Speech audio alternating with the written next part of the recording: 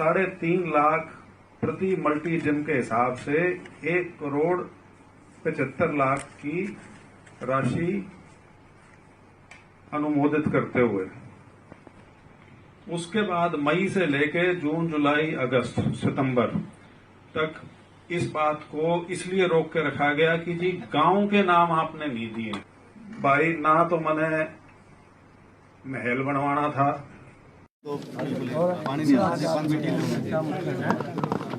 नहीं, मुख्य एजेंडा कोई नहीं। ये तो हर क्वार्टर की एक मीटिंग होती है दिशा की, जिसमें जितनी भी हमारी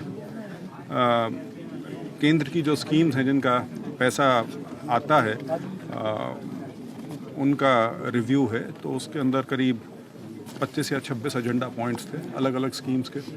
तो उसका रिव्यू था, उसमें रेलवेज़ भी आता है, नेशनल हाईवेज़ भी हैं, मुद्रा स्कीम है, उज्ज्वला है, प्रधानमंत्री आवास योजना ग्रामीण है, या आपका अर्बन वाली है, अमृत योजना, जितनी भी हैं मतलब केंद्र सरकार की। तो करीब 26 एजेंडा पॉइंट्स थे जिनके ऊपर चर्चा हुई थी आज।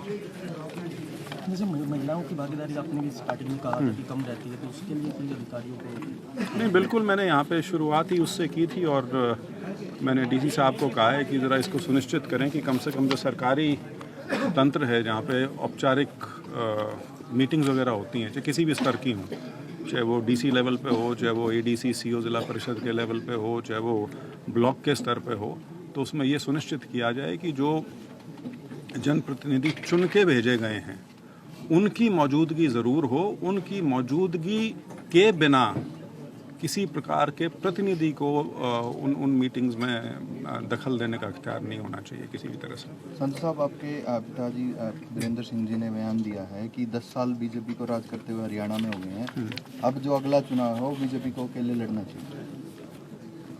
उनका तो नहीं पता, लेकिन मैं ये बात तो मैंने खुद कही थी कि बिल्कुल अकेले लड़ना चाहिए। हमारी बिल्कुल सशक्त पार्टी है और 2 टर्म लगातार सरकार में रह चुके हैं, तो अपने दम पे लड़ना चाहिए। सर, ई-टेंडरिंग को लेकर सहमति नहीं बनी है सरकार जी, बीच में, कैसे हल निकलेगा सर इसका? देखिए, हल तो ऐसे ही निकलेगा। निरंतर बात चल रही है पिछले कुछ दिनों से और बिल्कुल उच्चतम स्तर तक बात चल रही है।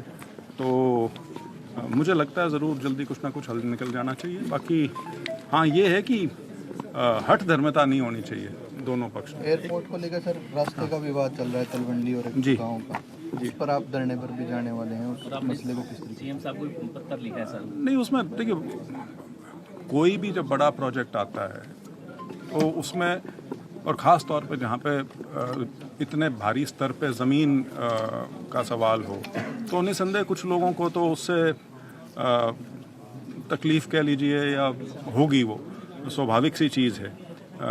लेकिन ये प्रयास ज़रूर होना चाहिए कि शॉर्टेस्ट रूट, अगर कोई ऑल्टरनेट रूट अवेलेबल यदि हो सकता है तो उसको सिरे से निकारने वाली बात नहीं होनी चाहिए, उसको एग्जामिन कर लेना चाहिए।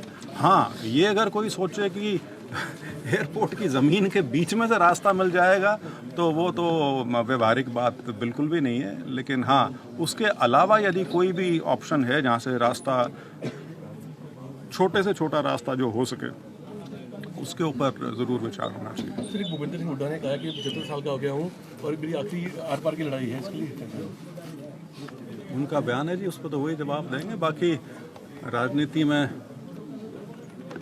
चुनाव होते हैं, लड़ाई तो मैं मानता नहीं खैर कि कोई लड़ाई होती है, लेकिन हाँ, चुनाव होते हैं और सारे चुनाव आर पार के होते हैं, क्योंकि नतीजे सिर्फ 2 ही होते हैं, या तो आदमी जीतता है या हारता है। तो इसके आगे कुछ कहने की बात है ही नहीं। वीरेंद्र सिंह जी जनसभा करने जा रहे थे, तो आगे की गई है वो 2 अक्टूबर को। वो वीरेंद्र सिंह जी से पूछिए।